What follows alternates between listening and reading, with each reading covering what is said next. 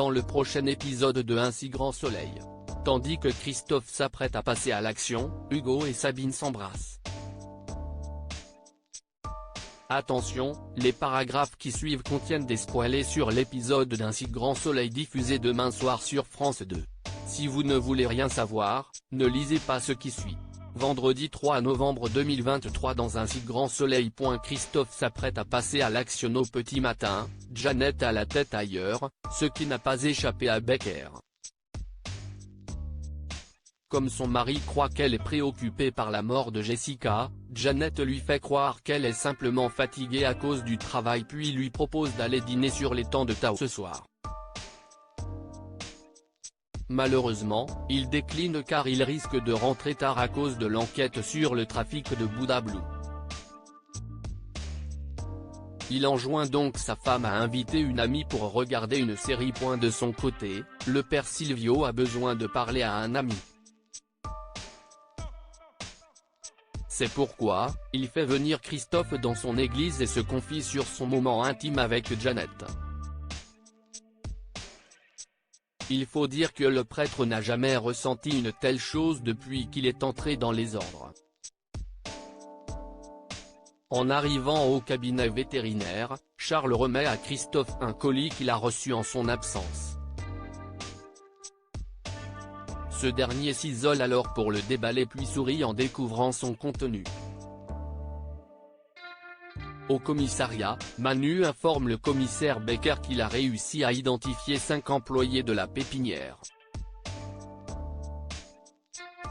S'ils n'ont aucun casier judiciaire, l'un d'entre eux vient du même quartier qu'Aubert. Il s'agit de Karim Ketani. Ce dernier a d'ailleurs un frère en prison pour trafic de drogue. Le commissaire donne l'autorisation à Manu de le mettre sur écoute. En fin de journée, Jeannette et le père Silvio se retrouvent dans un parc. Comme il s'inquiétait de ne pas avoir de ses nouvelles, le docteur Lewis avoue être complètement perdu puis déclare que c'est la première fois de sa vie qu'elle est infidèle.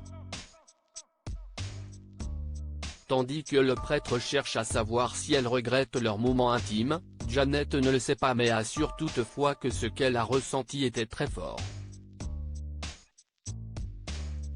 Le père Silvio explique quant à lui que c'était un moment très important pour lui puis propose de continuer à faire les maraudes en attendant d'y voir plus clair. Seulement, Jeannette ne pense pas que cela soit une bonne idée. Au moment où Silvio l'embrasse, Jeannette se laisse aller quelques secondes avant de le repousser puis de partir. En fin de journée, Christophe sort de sa douche puis se regarde dans la glace tout en disant à haute voix « Voilà, on y est. Demain c'est le grand jour. » Et la personne qu'il voit à travers le miroir, n'est autre qu'Aubert.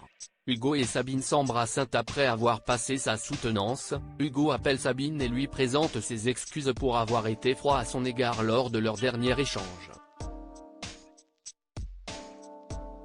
Comme elle ne lui en tient pas rigueur, Hugo l'invite à boire un verre pour fêter sa réussite à son examen.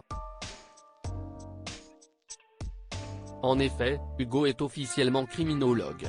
Sabine accepte et lui donne rendez-vous après le travail. Plus tard, Hugo croise Yann et Becker au commissariat qui le félicitent. Tandis que Becker demande à lire son mémoire, Hugo lui rappelle que ça ne se lit pas comme un roman policier avant d'accepter. Au lycée, Mo se confie à Sabine sur son histoire avec Alex. Une relation dans laquelle Maud épanouit puisqu'elle est rayonnante. Heureuse, elle raconte à son amie que c'est le genre d'histoire qu'il lui fallait. C'est-à-dire quelque chose de sympa et sans prise de tête. L'essentiel pour elle, c'est de s'amuser et de profiter de la vie. Exactement ce dont Sabine a besoin en ce moment. Ayant très envie de s'amuser elle aussi, Mo cherche à savoir si elle a quelqu'un en tête. Sabine sourit bien mystérieusement. Non loin de là, Hugo se prépare pour son rendez-vous galant.